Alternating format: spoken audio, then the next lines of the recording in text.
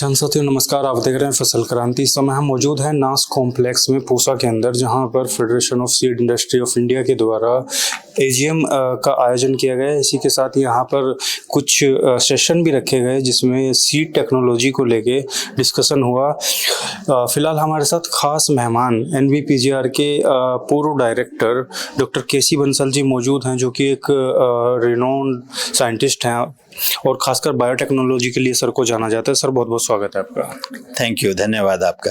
मेरा सबसे पहला सवाल यही है सर, जो आज बात की गई इंडियन सीड इंडस्ट्री की, खासकर टेक्नोलॉजी को लेके, तो जब बायोटेक्नोलॉजी की बात आती है तो कहीं ना कहीं सीड इंडस्ट्री का भी नाम आता है। तो क्या डिस्कशन पॉइंट था इसका आज? नहीं, इसमें डिस्कशन पॉइंट देखिए ऐसा है, जब हम बायोटेक्नोलॉजी की बात करते हैं तो जेनेटिकली मॉडिफाइड क्रॉप्स की हम हमेशा बात करेंगे, क्योंकि हमारे यहाँ जीएम क्रॉप्स जिनको कहा जाता है, सिर्फ अब तक बीटी कॉटन ही प्रचलित है। बीटी कॉटन को हमने कमर्शलाइजेशन किए हुए भारतवर्ष में करीब 20 साल से ज़्यादा हो गए हैं। 2002-03 में इसका कमर्शलाइजेशन हुआ था और उससे हमारी जो पैदावार है, प्रोडक्शन दुगनी से भी ज़्यादा हो गई थी। जो 2002-03 में 14 से 15 मिलियन बेल्स जो हमारी प्रोडक्शन होती थी, वो किसी टाइम 40 मिलियन बेल्स तक चली गई थी। लेकिन वो दोबारा से घटकर अभी करीब 30 मिलियन बेल्स की तरफ आ गई है। तो हम चाहते हैं कि सीड इंडस्ट्री भी इस चीज़ को चाहती है कि जो और नई किस्में जीएम रूट के द्वारा जो तैयार हुई हैं, जैसे HT-BT कॉटन की हम बात करें अगर, उसको जल्दी से जल्दी हमें उसको कमर्शलाइजेशन के लिए आगे बढ़ाना चाहिए, क्योंकि जो टेस्ट होने चाहिए होते हैं, जो हमारी रेगुलेटरी सिस्टम है इंडिया का, one of the most robust एक इंटरनेशनल रेगुलेटरी सिस्टम है। लेकिन अगर वो सिस्टम है और उसको हम मानते हैं, उसी की वजह से बीटी कॉटन हमारा 20 साल पहले आई, तो हमारी जो नई किस्म है, जो हर्बिसाइड टॉलरेंट कॉटन है, वो भी जल्दी से जल्दी किसानों को मिले, तो इसमें सिर्फ किसानों को नहीं, पूरे देश को फ़ायदा होगा। और जो हम आत्मनिर्भरता की बात करते हैं, जैसे हमारे ऑनरेबल प्राइम मिनिस्टर ने बहुत अच्छा एक मैसेज दिया है सभी को हाल ही में कि हमें हर एक क्षेत्र में आत्मनिर्भर होना है। तो उसमें अगर हम कॉटन बाहर से अभी एक्सपोर्ट करेंगे, इंपोर्ट करेंगे, बाहर से इंपोर्ट करेंगे, तो उसका कोई मतलब नहीं रह जाता। फिर आत्मनिर्भरता की तरफ कैसे जाएंगे? तो हमारी अपने यहाँ जो ऑलरेडी एक टेक्नोलॉजी बनकर तैयार हुई है, तो उसको अगर हम आगे बढ़ाएंगे, किसानों तक लेकर जाएंगे, तो हमारी प्रोडक्शन दोबारा और बढ़ सकती है और दोबारा से हम अब इंपोर्ट करने के बजाय एक्सपोर्ट करने के लिए आगे बढ़ सकते हैं। सर कहीं ना कहीं हम देखते हैं, जब जीनोम मॉडिफाइड किस्मों की बात आती है, तो भारत में एक शुरू से स्टार्टिंग से एक विरोध रहा है। तो अगर हम मौजूदा हालात की बात करें, जैसे कि आपने भी कहा, और कहीं ना कहीं इंडस्ट्री की भी मांग है कि इनको अब कमर्शलाइजेशन किया जाना चाहिए इंडिया में, तो क्या चैलेंजेस हैं इसके सामने, क्या हर्डल्स हैं? नहीं, इसमें जो लोग इसको विरोध कर रहे हैं उसका कोई साइंटिफिक बेसिस नहीं है जी।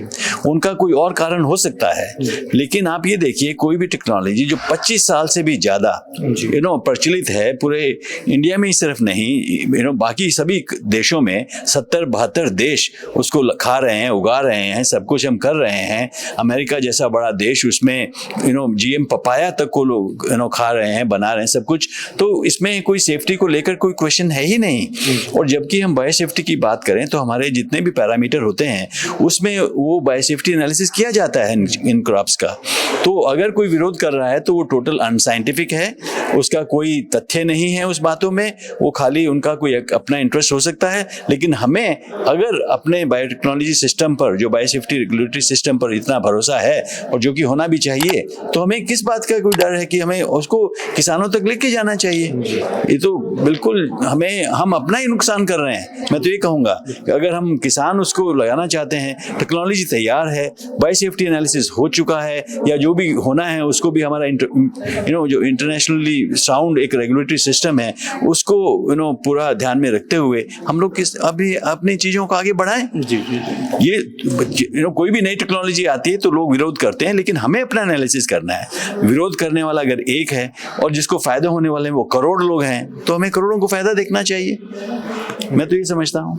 लगातार अनुसंधान की बात होती है सीड इंडस्ट्री में, और खासकर जब बायोटेक्नोलॉजी का एक बहुत मोस्ट इम्पोर्टेंट रोल है इस इंडस्ट्री के लिए। तो जो नई किस्में हैं उनके लिए, अनुसंधान के लिए, और क्या क्या, क्योंकि आप फॉर्मर डायरेक्टर भी रह चुके हैं एनवीपीजीआर में और आपने काफ़ी काम किया है बायोटेक्नोलॉजी में सर, तो मैं आपका इस पे व्यू जानना चाहूँगा कि क्या और चीज़ें करनी चाहिए जिससे कि और बेहतर हो सके रिसर्च।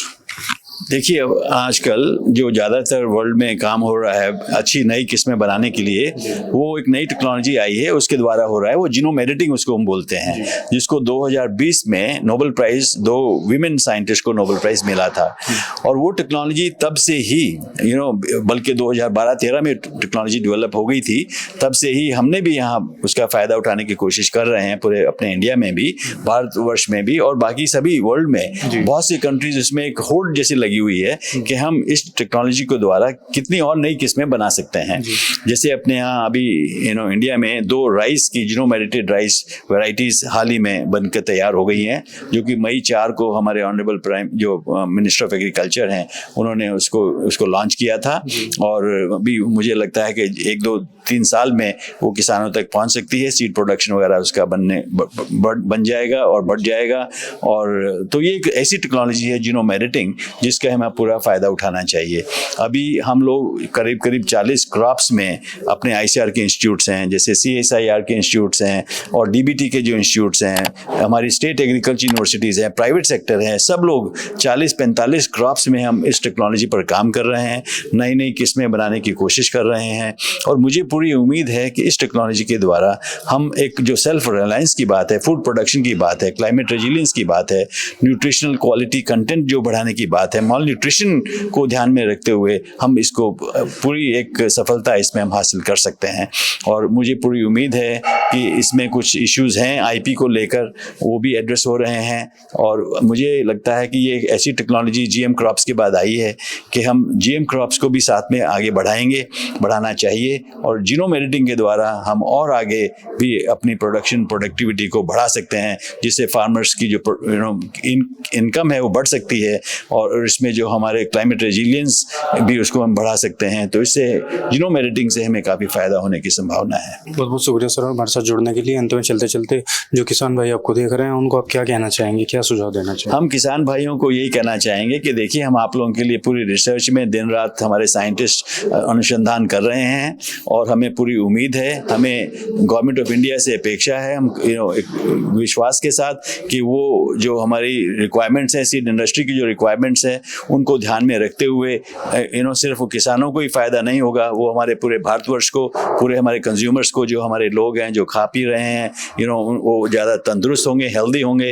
तो हमें पूरे अपने इन किसानों को धन्यवाद देते हुए, प्राइवेट सीड इंडस्ट्री को भी साथ में लेते हुए, उनकी जो मांगे हैं उनको ऊपर भी ध्यान देते हुए, जो प्रोसीजर है उसको सिंप्लीफाई करना चाहिए। क्योंकि अब टेक्नोलॉजी इतनी आगे बढ़ चुकी है कि किसी भी चीज़ में जो काम 1 हफ्ते में होना चाहिए वो 1 दिन में होना चाहिए, ताकि जिससे हम सिर्फ अपने भारतवर्ष में नहीं बल्कि हम इतनी प्रोडक्शन करें कि हम भारत भी उसको हम एक्सपोर्ट करने लायक हों और हमारा पूरे विश्व में एग्रीकल्चर सेक्टर में और भी ज़्यादा नाम आगे बढ़े। आपने देखा सर ने कितने अच्छे तरीके से हमें बताया कि जो बायोटेक्नोलॉजी है वो कहीं ना कहीं इंडस्ट्री, जो सीड इंडस्ट्री है उसके लिए बहुत ज़रूरी है। और साथ ही साथ जीनोम एडिटिंग की जो किस्में हैं उसकी जो बात हुई वो भी कहीं ना कहीं इस देश के लिए और किसानों के लिए बहुत ज़रूरी है। इसी तरीके की और भी जानकारी हम आप तक पहुँचाते रहेंगे। देखते रहिए फसल क्रांति। धन्यवाद।